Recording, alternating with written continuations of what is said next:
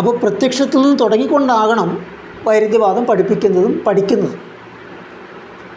അതായത് നേരത്തെ പറഞ്ഞതുപോലെ വൈരുദ്ധ്യവാദത്തിൻ്റെ 3 അംശങ്ങൾ അല്ലെങ്കിൽ 3 പ്രധാന വിഷയങ്ങൾ, വിപരീതങ്ങളുടെ ഐക്യവും സമരവും, അളവിൽ നിന്ന് ഗുണത്തിലേക്കുള്ള മാറ്റം, ഇങ്ങനെയൊക്കെ എണ്ണി പറഞ്ഞുകൊണ്ട് കുറേ ഉദാഹരണങ്ങൾ നിരത്തുമല്ല വേണ്ടത്.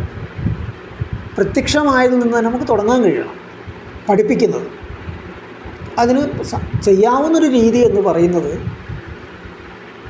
ആ കൂടിയിരിക്കുന്ന സാഹചര്യത്തിൽ നിന്ന്, പഠിക്കാനായിട്ട് കൂടിയിരിക്കുന്ന സാഹചര്യത്തിൽ നിന്ന് ആരംഭിച്ചുകൊണ്ട് ഈ പറയുന്ന സാമാന്യവും പ്രത്യേകവും തമ്മിലുള്ള വിപരീത ബന്ധങ്ങളെ വിശകലനം ചെയ്തുകൊണ്ട് അവ തമ്മിലുള്ള ഐക്യവും സമരവും എന്താണെന്ന് ചൂണ്ടിക്കാണിച്ചുകൊണ്ട് അങ്ങനെ പടിപടിയായി അവിടെ നിന്ന് ആരംഭിച്ചുകൊണ്ട് ചുറ്റുപാടുകളെയും മറ്റും വിശകലനം ചെയ്യുന്ന ആ ഒരു പ്രക്രിയയിലൂടെ വൈരുദ്ധ്യവാദത്തിൻ്റെ ഈ അടിസ്ഥാന സമീപനം പൂർണ്ണമായും ഒന്നിനെ വിഭജിച്ച് അതിൻ്റെ 2 വിരുദ്ധ വശങ്ങളെ മനസ്സിലാക്കുക എന്നുള്ള ആ സമീപനം